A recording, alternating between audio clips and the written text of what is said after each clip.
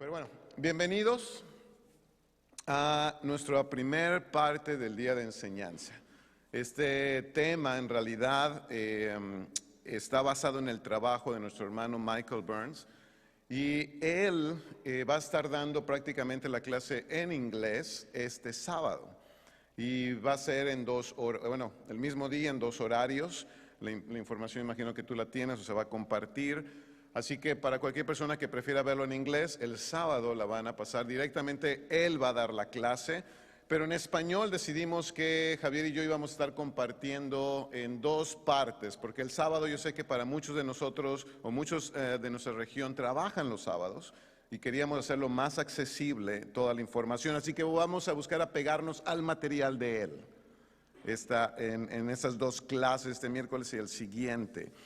Y bueno, la batalla espiritual es el tema, la batalla espiritual, y me gustaría que me acompañes en una oración y vamos a nuestro estudio de esta noche. Señor y Dios y Padre, en este momento quiero elevar una oración a ti, suplicarte que tu Espíritu Santo pueda abrir nuestro entendimiento. Quiero pedirte humildemente que puedas hablar a través de mí, Señor, pero sobre todo que puedas hablar a través de tu palabra y que seas tú el que nos permita comprender y darnos el discernimiento adecuado para poder seguir siendo luz en este mundo.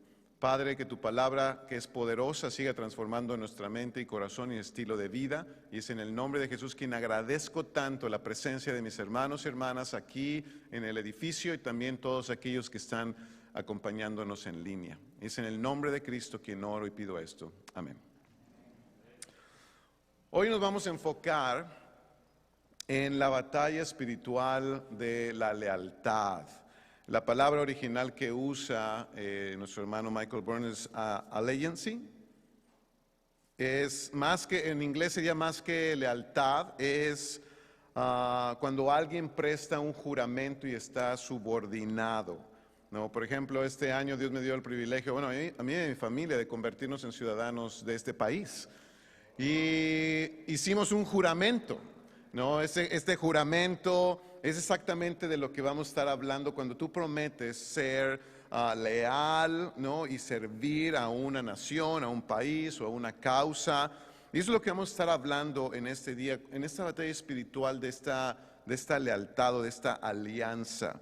Y hoy vamos a hablar de temas que tal vez alguna vez escuchaste que era mejor no hablar, ¿no? Tal vez tu mamá te dijo, no, eso mejor no hay que hablar, o tal vez algún ministro en la iglesia escuchaste, no, de política aquí no se habla, no, de problemas raciales, ¿sabes qué? Eso no, mejor no hablarlo porque puede ser divisivo. Pero, ¿por qué llegamos a tener estas ideas? ¿De dónde salen? ¿Por qué podemos llegar a pensar entre nosotros como cristianos de esta manera? ¿Y sabes dónde está la respuesta? Está en la cultura. La cultura nos enseña o hemos aprendido a separar la espiritualidad, como ponerla en un compartimiento diferente a las otras áreas de nuestra vida. Sin darnos cuenta, estamos segmentando nuestra vida y podemos llegar a decir cosas como, ¿cómo estás espiritualmente? ¿Estás creciendo espiritualmente?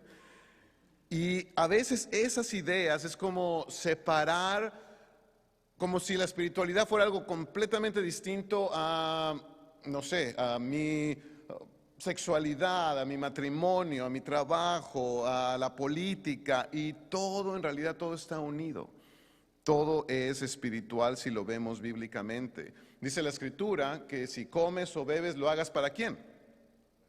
Como para el Señor, para darle gloria a Dios. Entonces, tu trabajo, la política, cómo nos vemos a nosotros mismos, nuestra identidad, nuestra sexualidad, todo es parte de un ser espiritual y de nuestra identidad en Cristo. ¿O Cristo no debería dirigir cada área de nuestra vida?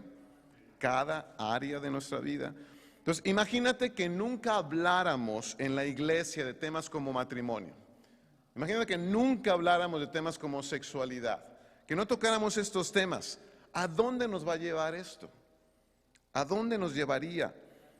Y lo que va a pasar es realmente muy simple. Vamos a seguir teniendo ideas, pero acerca de estos temas que he mencionado, pero ¿de dónde crees que van a salir esas ideas? no de la Escritura, sino de lo que consumimos en la cultura, ¿no? De lo que vemos en la televisión, de lo que leemos en las redes sociales. Y realmente hoy en día estamos a un celular, ¿no? A una pantalla de aprender muchísimas cosas, y la cultura va a estar feliz de compartir con nosotros todo lo que quiere enseñar. Y mucho del fruto de problemas y separación. ¿Tú crees que vivimos en un mundo dividido? No, hay mucha división de muchas maneras. Entonces, mucho del problema de esta separación y división a nuestro alrededor es, más bien, no es porque hablamos de temas que supuestamente no debemos hablar. Y hablo también aún en la iglesia, ¿no? Cuando personas piensan, no hablemos de estos temas porque pueden ser divisivos, ese no es el problema. El problema es que antes no los hemos hablado con la profundidad y la espiritualidad y con los ojos bíblicos que se requiere. Entonces, nunca el problema va a ser hablar de algo. No hablarlo va a ser el problema. Y gracias a Dios estamos hablando de este tema el día de hoy, amén, en toda la iglesia. Y necesitamos ver desde una perspectiva bíblica. Y vamos a encontrar una escritura muy, muy interesante en Mateo capítulo 22. Mateo 22, 15. Cómo Jesús enfrentó temas difíciles como la política. Y vamos a ver uno de los grandes ejemplos aquí en Mateo 22, verso 15. Y dice: entonces salieron los fariseos y tramaron cómo tenderle a Jesús una trampa con sus mismas palabras. Enviaron a algunos de sus discípulos junto con los herodianos, los cuales le dijeron: Maestro, sabemos que eres un hombre íntegro y que enseñas el camino de Dios de acuerdo con la verdad. No te dejas influir por nadie porque no te fijas en las apariencias. Danos tu opinión. ¿Está permitido pagar impuestos al César o no? ¡Wow! Esto sí era apretar un botón peligroso en este momento. Y los fariseos están trayendo un tema político, ¿no?, para ponerle una trampa a Jesús.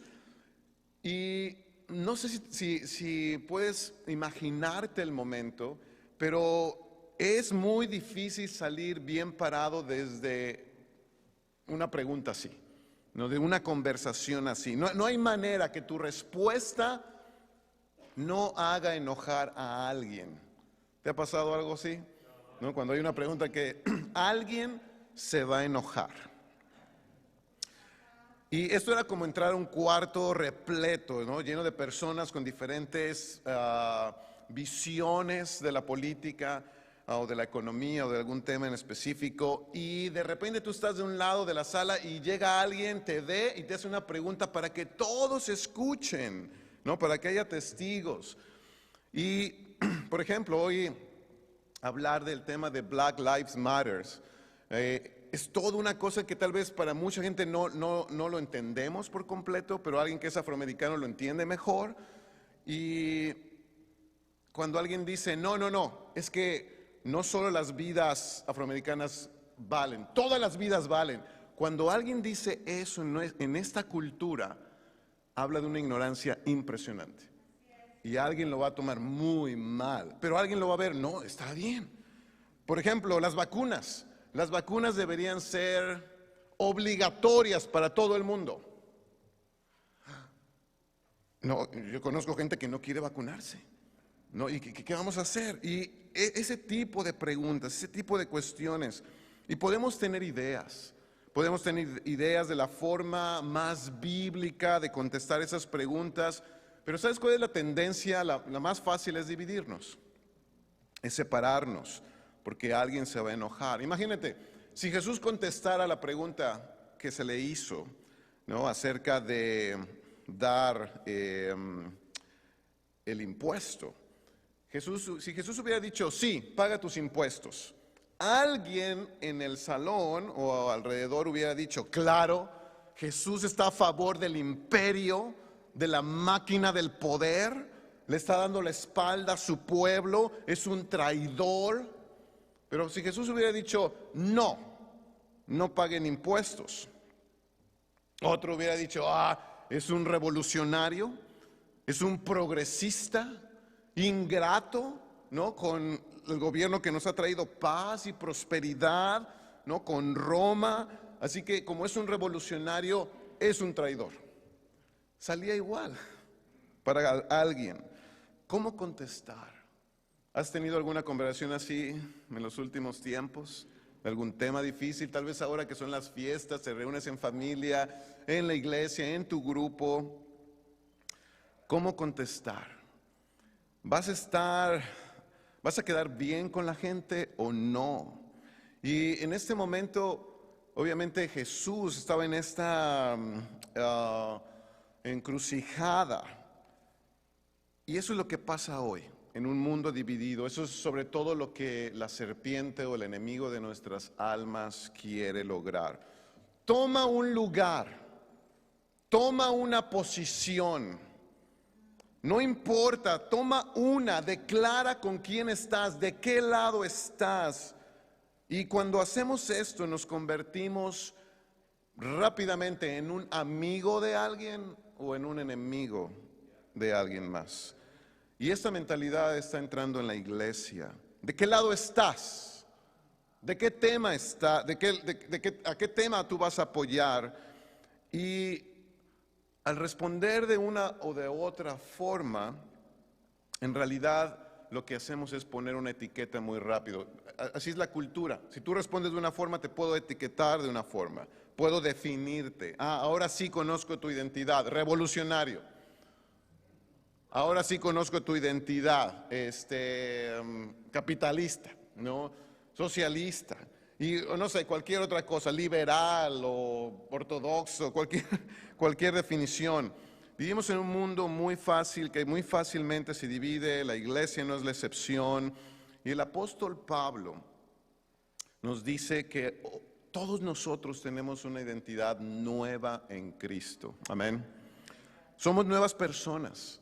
En Gálatas también Pablo nos advierte algo, allí en Gálatas capítulo 5, verso 15. Pero si siguen mordiéndose y devorándose, tengan cuidado, no sea que acaben por destruirse unos a otros. ¿Qué estaba sucediendo hace 2000 años? Lo mismo que puede estar pasando hoy y que está pasando hoy en muchas comunidades, en la cultura. Gente se devora, se muerde en las redes sociales, ¿no? En conversaciones, y podemos estar destruyéndonos por dentro. Divisiones al hablar de política, divisiones al hablar de temas raciales y culturales, la sociedad, en la iglesia, y todos tenemos que entender algo, todos tenemos diferentes experiencias, todos hemos pasado por diferentes conocimientos, entrenamiento acerca de diferentes temas, y cada uno podría tener una gran verdad. Pero ¿cómo evitar devorarnos? Para mí esa es una gran pregunta. ¿Cómo evitar destruirnos con estos temas? El problema no es tener una idea, el problema no es tener una posición, el problema es cómo no destruirnos. Cómo trabajar juntos, cómo poder entender nuestra identidad. Y sabes, debemos comenzar por entender que todos tenemos una identidad política en el reino de Dios. Todos nosotros. Tan solo proclamar la idea de un reino en el primer siglo, esto era un reto directo al imperio o al reino que tenía el control del poder, el control político en ese momento. Volvamos al pasaje donde estábamos en Mateo 22 para ver cómo Jesús respondió en un mundo dividido de forma espiritual. Allí en el versículo 18, capítulo 22, verso 18 de Mateo, dice: conociendo sus malas intenciones, ¿no? Y Jesús ya sabía que lo querían poner en una trampa. Jesús replicó: hipócritas, ¿por qué me tienden trampas? Y Jesús les iba a demostrar dónde estaba su hipocresía. Dice: muéstrenme la moneda para el impuesto. Y se la enseñaron. Si alguien tiene otra versión de la escritura, la moneda que le mostraron, ¿alguien sabe cuál es la moneda que le mostraron? El denario.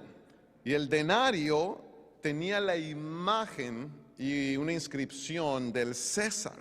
Entonces, ¿cómo estos hombres santos de Dios traen estas monedas paganas encima?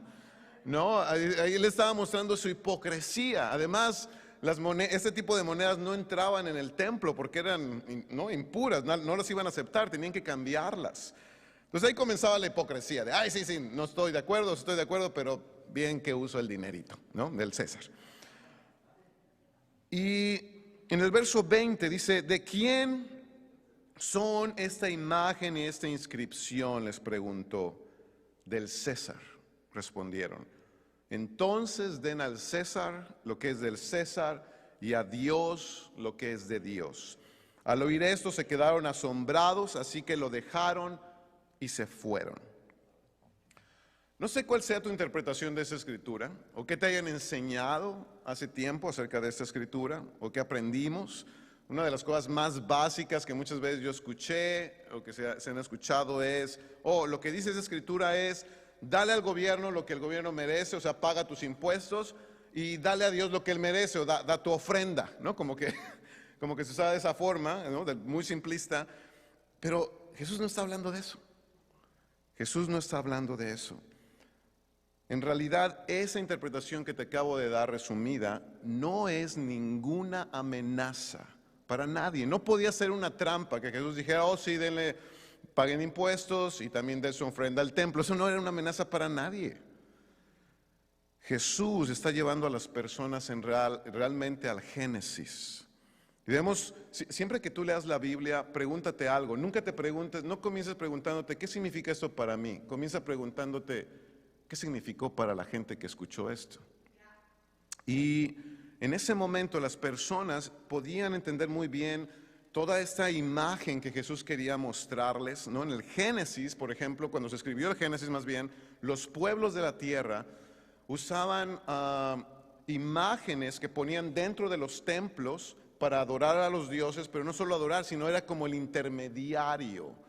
Y esa imagen, esa escultura o ese árbol era un intermediario entre el Dios y las personas. Entonces era muy, muy común esta idea de la imagen. Tanto así que en Génesis dice la Escritura que el hombre y la mujer fueron creados a imagen de Dios. Tú y yo somos la imagen de Dios. ¿No te anima eso?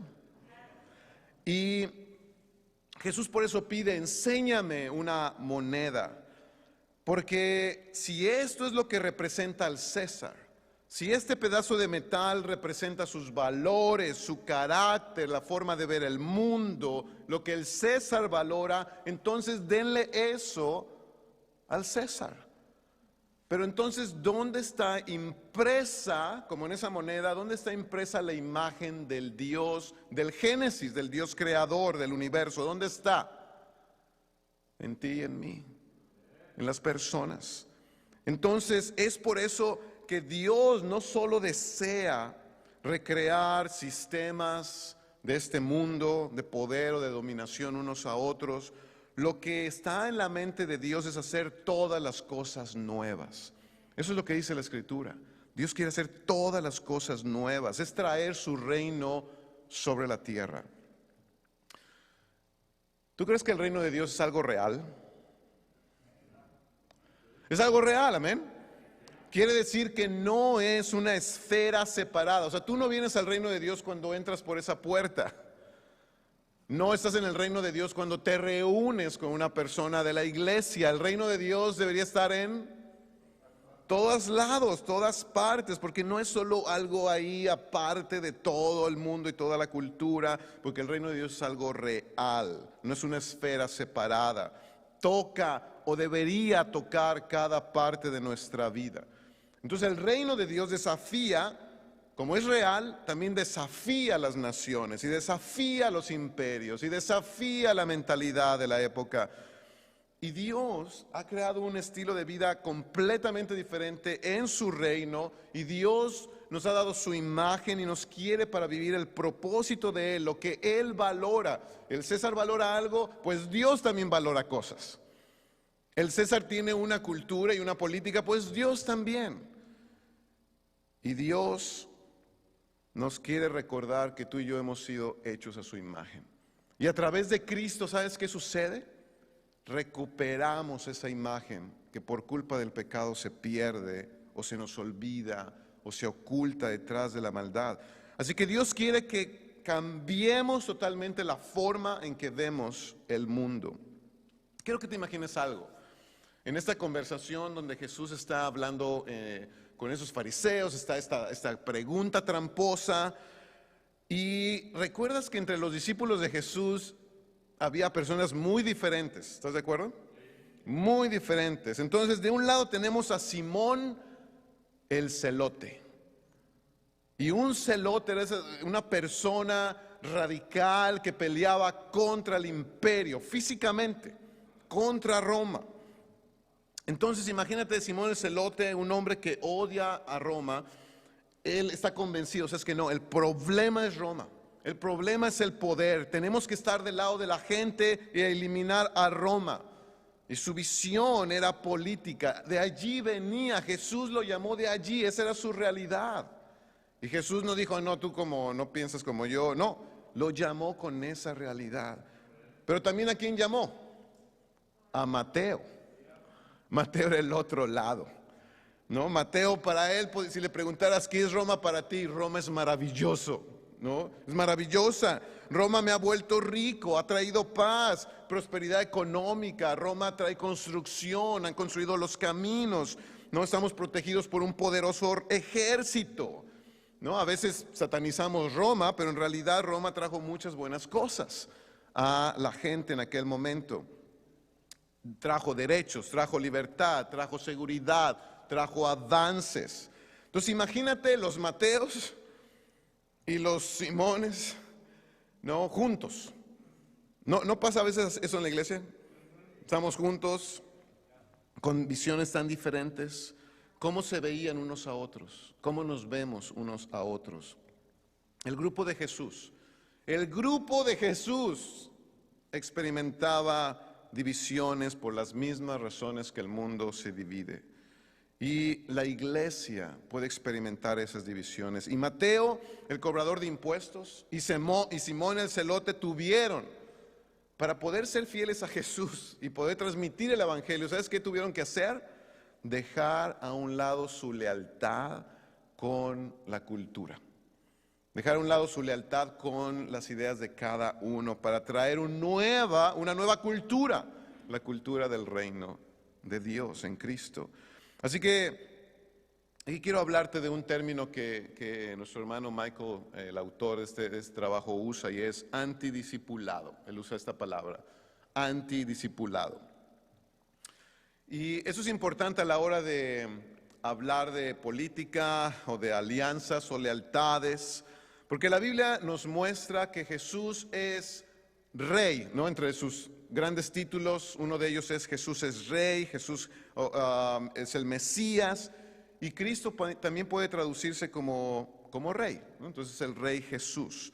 Y Juan, el apóstol Juan, habla en sus cartas, no en el Evangelio, pero en sus cartas, acerca del anticristo. ¿Recuerdan?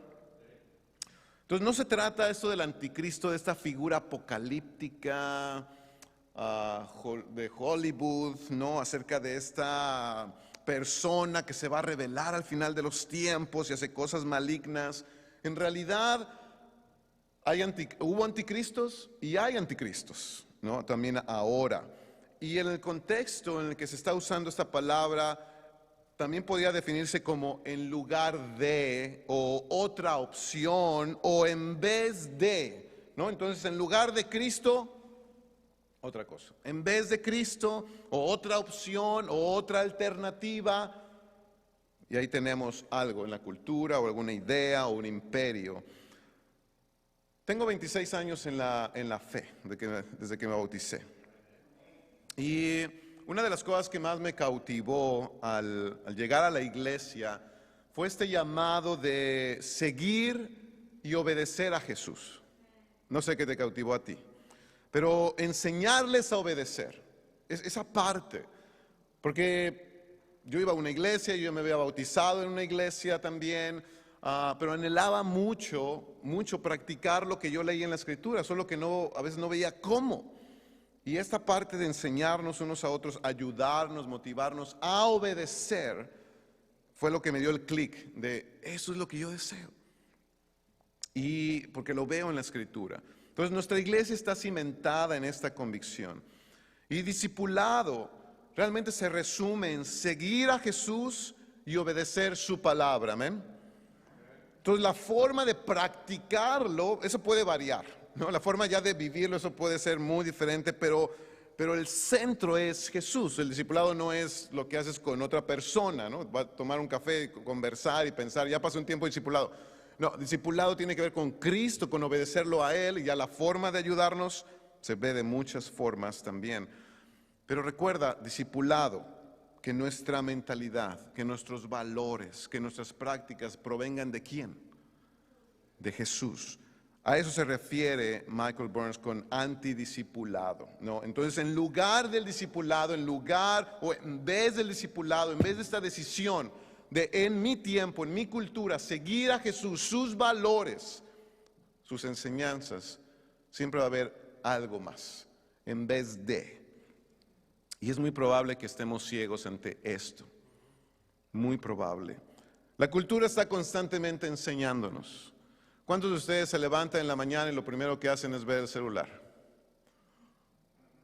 ¿Es para ver la alarma? No, ahí te quedas un rato, ¿no? Viendo tal vez noticias, anuncios, tus redes sociales, mensajes.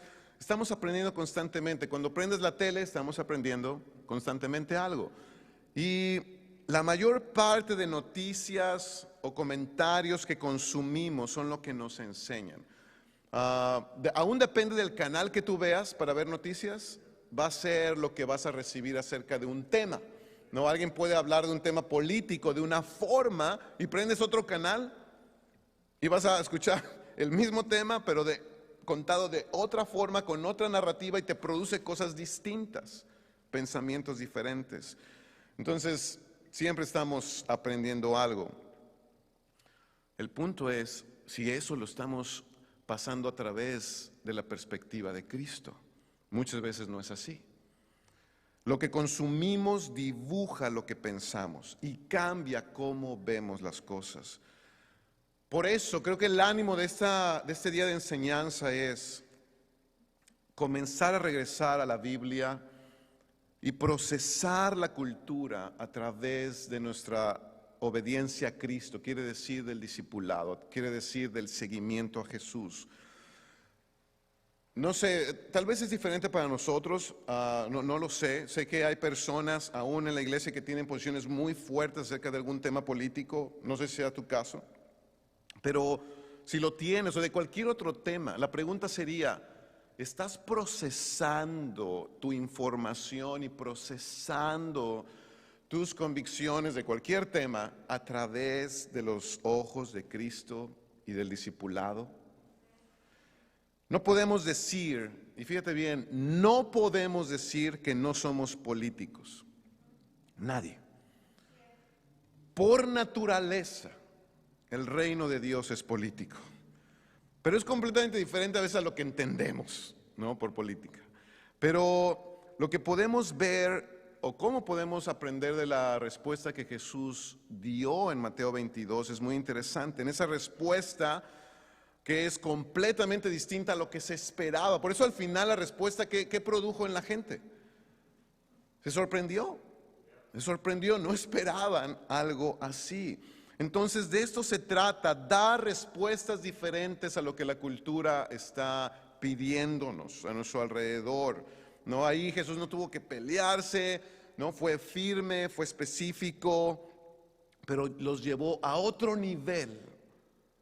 Y no se supone que el reino de Dios haga eso, que nos dé respuestas diferentes a lo que la cultura nos ofrece.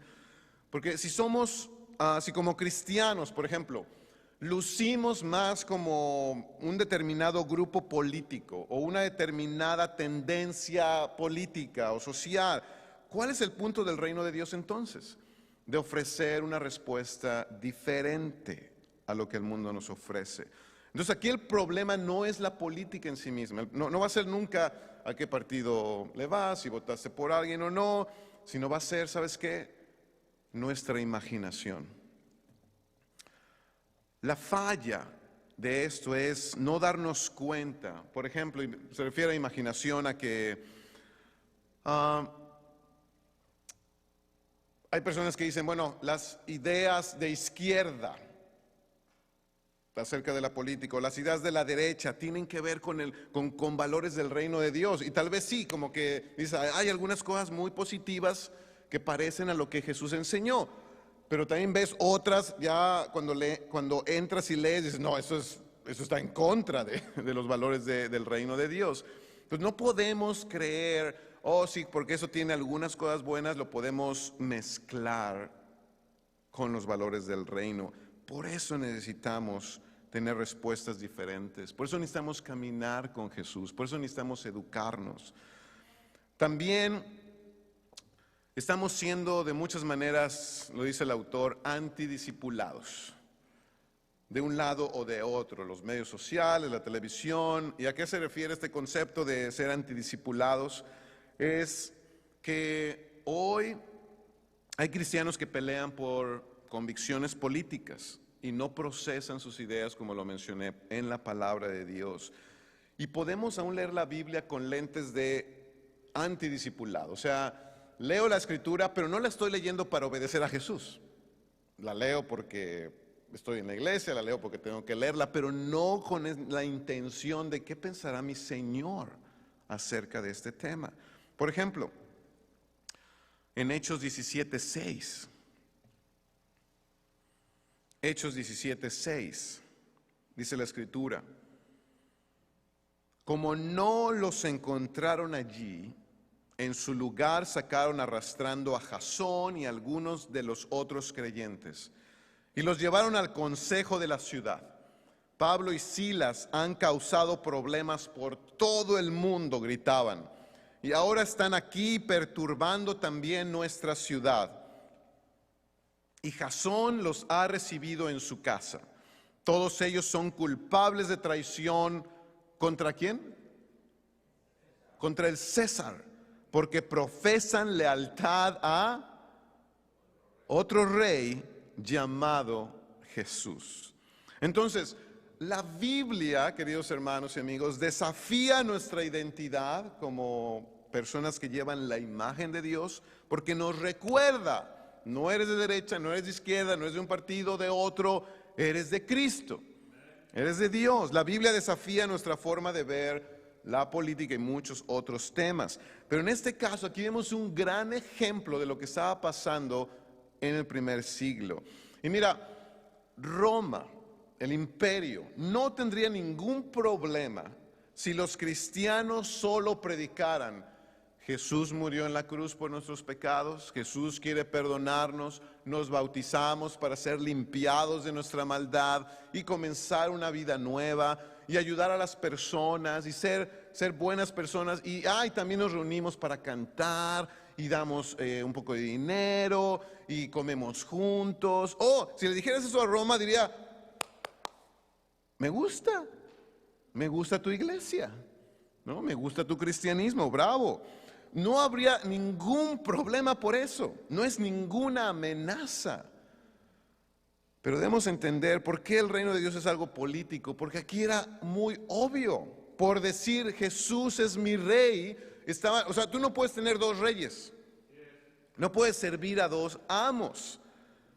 Y es por eso que decía, a ver, si tú estás decidiendo servir a este Jesús y estás diciendo que es un rey, pero es un rey real, y tú dices, sí es un rey real, quiere decir que tú no vas entonces a ser leal a César y a sus valores y a sus enseñanzas. Ahí había un problema. Entonces, hermano, eso es maravilloso porque es entender, nunca vamos a ser un problema para la sociedad por reunirnos, ni por leer la Biblia. Eso lo hace mucha gente. Nunca vamos a ser realmente un problema cultural ¿no? O vamos a causar una revolución cultural, porque en ese momento el problema era, esta gente, Pablo y Silas, están creando problemas por todo el mundo. O sea, nunca lo vamos a hacer si nos congregamos, nos vemos, platicamos, nos esforzamos, damos nuestro dinerito, pero al final tenemos los mismos valores que Roma y las mismas prácticas, y hablamos como la gente y nos comportamos como alguien que no ha dicho Jesús es mi Señor. Por eso el mensaje del cristianismo va más allá. En Romanos 10:9 nos dice algo muy importante. Si declaras abiertamente que Jesús es el Señor y crees en tu corazón que Dios lo levantó de los muertos, serás salvo. Es que ahí siempre lo vemos como, bueno, solo es mencionar cuando te estás bautizando, pero debemos recordar en el contexto en que nuestros hermanos vivían, declarar a Jesús como Señor públicamente era un desafío al imperio. Era un desafío al gobierno, era real, no era solo como nosotros lo hacemos aquí entre nosotros, nos aplaudimos, ¿no? Cantamos una canción, nos vamos, amén. No, y creo que sí debemos preguntarnos, ¿lo que yo hago hoy como cristiano sigue desafiando los valores? ¿Sigo siendo un desafío para mi alrededor? Solo puede haber un Señor y solo podemos ser leales a un Señor. Soy parte de un nuevo reino y le rindo obediencia a un nuevo rey. ¿Y saben qué? No es el César. Eso traía problemas y problemas reales. Así que los cristianos, pues así decirlo, lo que decían era, sí vivo en Roma, trabajo en Roma, aquí crío a mis hijos, pero mi identidad está en el reino de Dios. Pero mi identidad no es el reino de Roma. Ahora, entendamos algo, Roma no era todo maldad, pero sí hay que hacer la distinción. Ningún reino puede ser sinónimo del reino de Dios, ningún reino físico. Esta idea de one nation under God, ¿no? Yo creo que hemos escuchado esto, una nación bajo Dios. No es un concepto bíblico. Y hay personas que se radicalizan, ¿no? Lo hay en la sociedad, lo sabemos, lo hemos visto en las noticias, que atacan a otros que no luzcan de una forma, que no sean de cierta corriente política, porque dicen, no, América es la nación de Dios. Y eso hace que haya esta mezcla peligrosa, no bíblica. Y la Biblia en Apocalipsis nos pinta una escena donde llegará el momento que los males de la humanidad se acabarán. Asesinato, violencia, racismo, violaciones. Apocalipsis dice, toda lágrima será limpiada de nuestros ojos, ¿recuerdas? Y todo aquello que nos ha lastimado será destruido.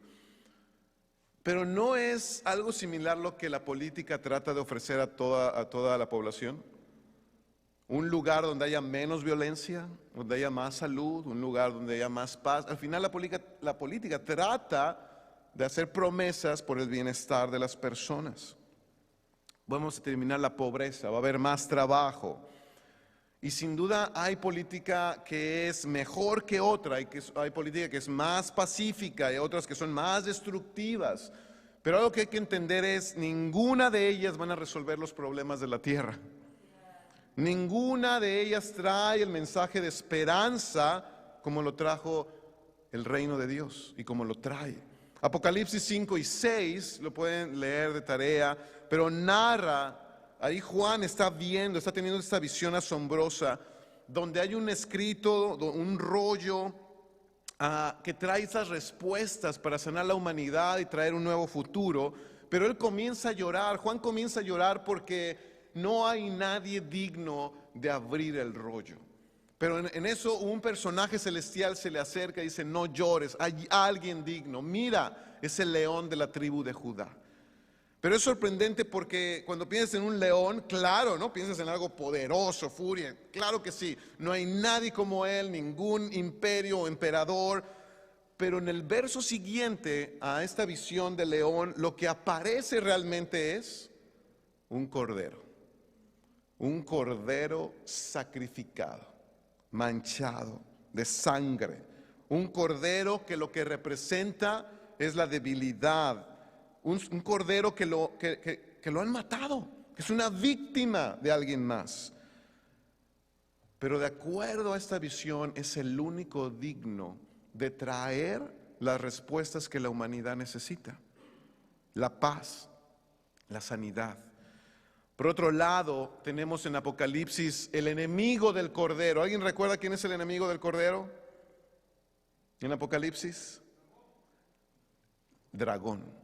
Y en realidad también se puede decir que era la bestia.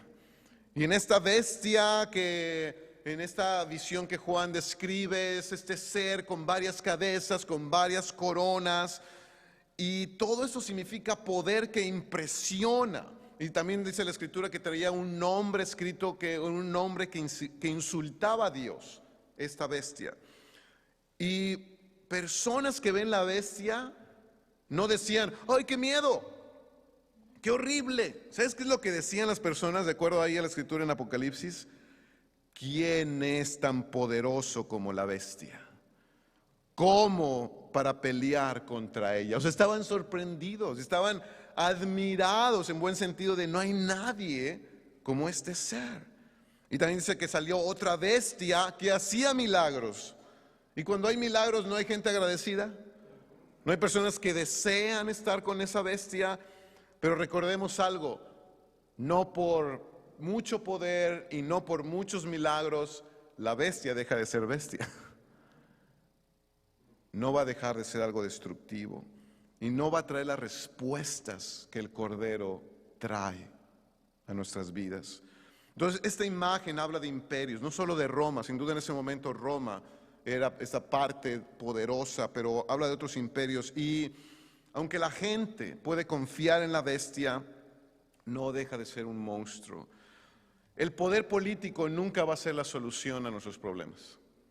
Nunca va a ser la solución a ningún problema de la humanidad. Y hay cristianos que creen que si la iglesia tuviera poder político, las cosas serían mejor. Lee un poco de historia de la humanidad y te vas a dar cuenta, jamás cuando la iglesia tuvo poder político fue mejor. Realmente fue peor de muchas maneras. Entonces, si no pensamos como cristianos de forma crítica, ¿no? Si no nos cuestionamos ciertas cosas, lo que vamos a terminar es siendo educados por la cultura y no viendo las cosas a través de los lentes de la palabra de Dios. Y ¿sabes qué es lo peor en realidad? Es dejarnos asombrar por la bestia. Dice, wow, qué poderoso, qué hermoso, qué milagros. Y poco a poco dejamos de ver así a Jesús. Oh, esta bestia. Y mira este cordero todo ensangrentado, no lastimado. ¿A quién vas a querer honrar? ¿A quién vas a querer darle tu tiempo, tu corazón, tu energía? Si no empezamos a procesar las cosas de forma espiritual, vamos a terminar adorando a la bestia. El cristianismo no está diseñado para ejercer el poder. Está diseñado para servir. Por eso el cristianismo nunca ha funcionado cuando le han dado poder. El cristianismo en 400 años tuvo un gran impacto, pero al final del año 400, cuando se le dio poder a los líderes cristianos, allí comenzó una gran decadencia. En realidad desde antes, pero ahí se fue más marcada. ¿Por qué? Porque el cristianismo está diseñado para seguir al Cordero. Y el Cordero nos representa sacrificio, representa amor, representa servicio por los marginados, por los que están en la parte más baja de la sociedad. ¿Es para ricos? Sí, pero ¿sabes qué? Los ricos en realidad necesitan aprender a rebajarse para servir a otros, si quieren estar en la iglesia del Cordero. Una escritura que nos puede ayudar es 2 Corintios 10:3. Pues aunque vivimos en el mundo, no libramos batallas como lo hace el mundo. Las armas con que luchamos no son del mundo, sino que tienen poder divino para derribar fortalezas. Destruimos argumentos y toda altivez que se levanta contra el conocimiento de Dios y llevamos cautivo todo pensamiento para que se someta a Cristo. Lo que nos dice este texto es que cualquier cosa que tú y yo creamos, la llevemos ante ¿quién? A Cristo. ¿Tú lo haces? O simplemente toda idea que viene, luego, oh, sí, esto suena muy bien. No, vamos a hacerlo, ¿no? Y eso es lo mejor. O, ok, voy a someter esos pensamientos a Cristo. Los cristianos no estamos llamados a usar violencia, poder, coerción, ni poder político contra nadie. No estamos llamados a eso. Nosotros, ¿sabes cuál es el poder que debemos usar? ¿Sabes cuáles son nuestras armas?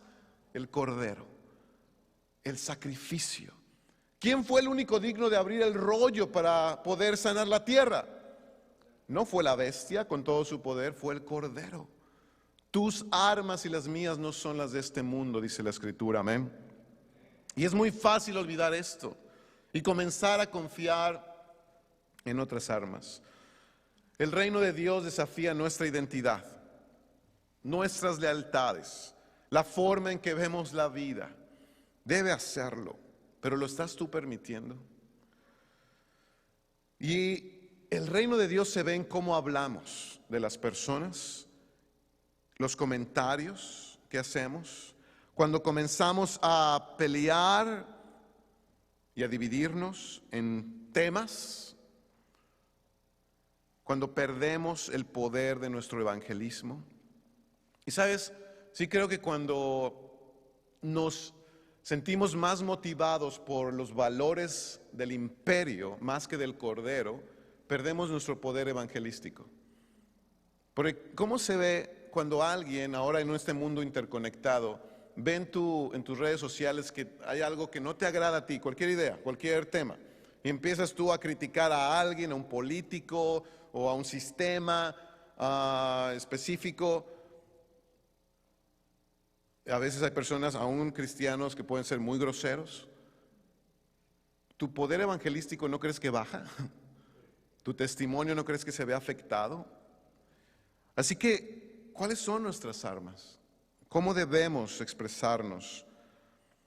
Jesús fue firme, Jesús fue claro, no hay problema en eso, pero Jesús fue diferente.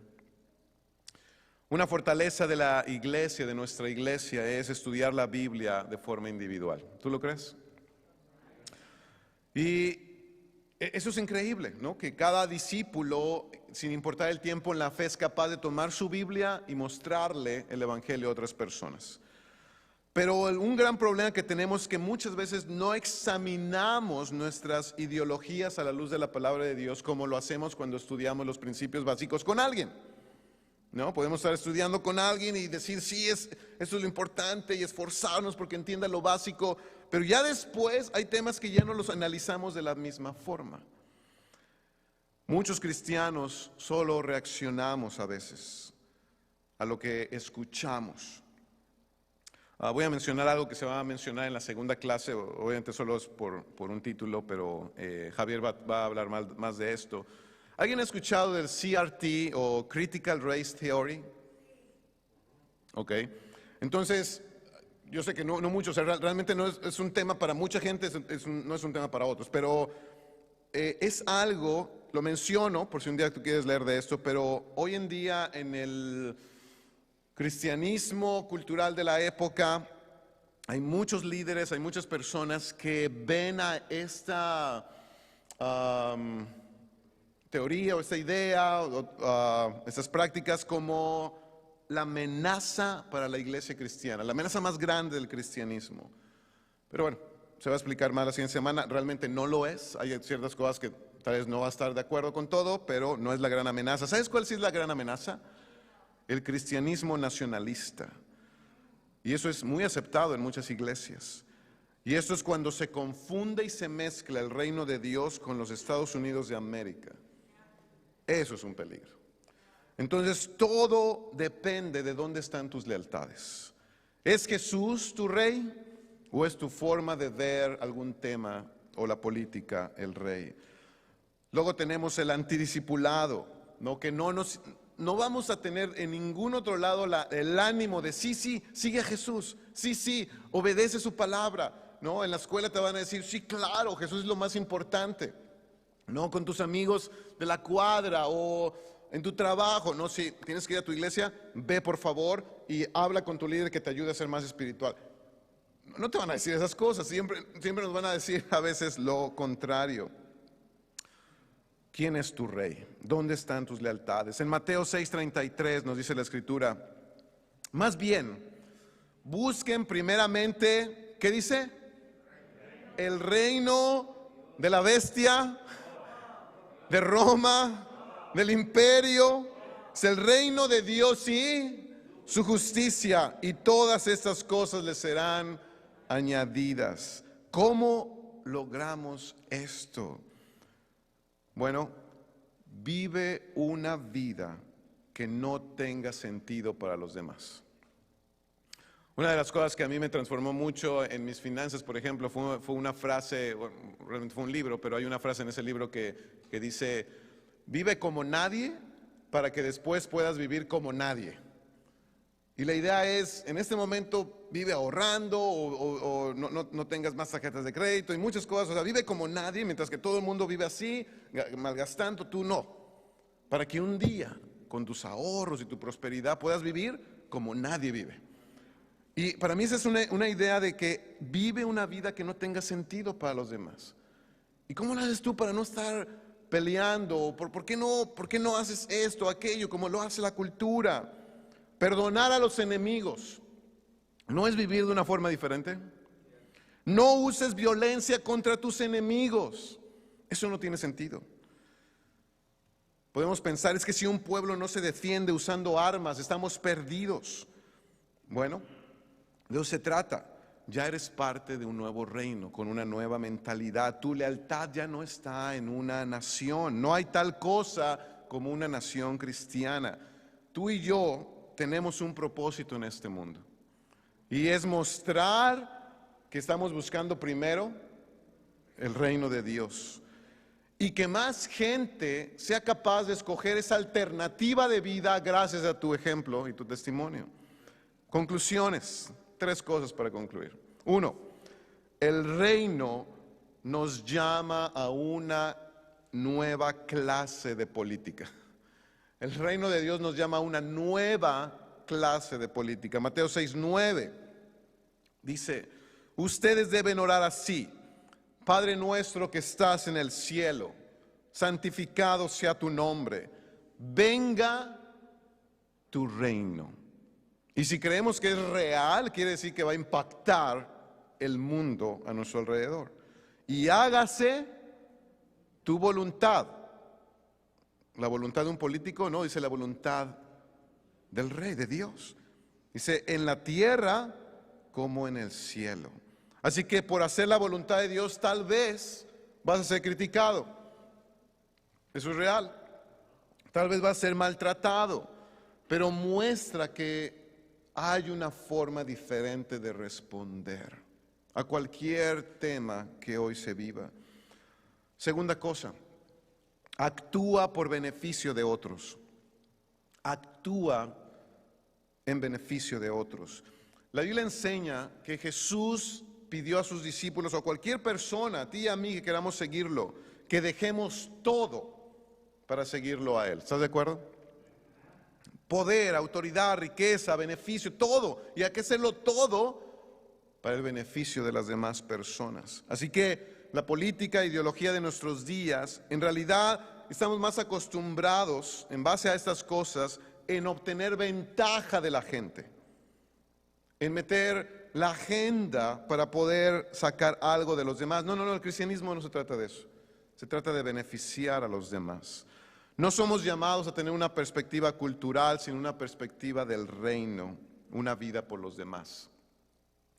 En Lucas 4, lo puedes leer después, pero ahí está el primer sermón público de Jesús. Y él estaba en realidad leyendo el rollo del profeta Isaías y dice que él traía las buenas nuevas, las buenas noticias. ¿A quién? ¿A quién traía esas buenas noticias? Dice que a los pobres, a los ciegos, a los oprimidos, a los marginados y a los presos. Entonces Jesús no se concentró en cómo esta gente llegó allí. O sea, Jesús no estaba hablando, ¿y por qué hay tanta gente pobre? ¿Y por qué hay tanta gente presa? ¿Y por qué hay tanta injusticia o tanta gente ciega? No se concentró en eso, simplemente esa es la realidad. Ahora yo traigo nuevas, buenas noticias a esas personas. Piensa si tu cristianismo está llevando ese mismo mensaje de buenas noticias. Y en este reino va a haber inclusión, y en este reino va a haber igualdad, y en este reino va a haber equidad. El reino nos llama a proclamar buenas noticias para aquellos, y eso es muy importante, que están en lo más bajo de la sociedad. Si el reino de Dios alcanza a lo más bajo en la sociedad, a la gente que más sufre, a los más despreciados, ¿sabes qué? Va a alcanzar a cualquier otra persona. Pero si no somos capaces de alcanzar lo más bajo, el reino no es muy diferente a un club o a otra situación que trae gente similar a nosotros. Pero el reino debe alcanzar a todos. Así como la gente de este reino vive y se comporta, no olvides estas tres cosas: actúa en beneficio de los demás, proclama las buenas noticias a la sociedad y sobre todo a los que más lo necesitan, y por último, nosotros cedemos nuestros derechos con tal de que otros sean bendecidos. Cedemos nuestros derechos con tal que otros sean bendecidos. Jesús lo hizo. ¿Te acuerdas lo que dice la Escritura? Pablo estaba hablando de que Jesús bajó del cielo y se hizo hombre, y como hombre se hizo siervo, y como siervo murió en la cruz. Él cedió todo su poder y sus derechos con tal de bendecirnos a ti y a mí. Hermano, hermanas, gracias de verdad por estar esta noche. Gracias por conectarse. Yo les ruego que repasen esta clase, que se preparen para la siguiente semana, porque el llamado sigue siendo a esta batalla espiritual por la unidad. Dios les bendiga.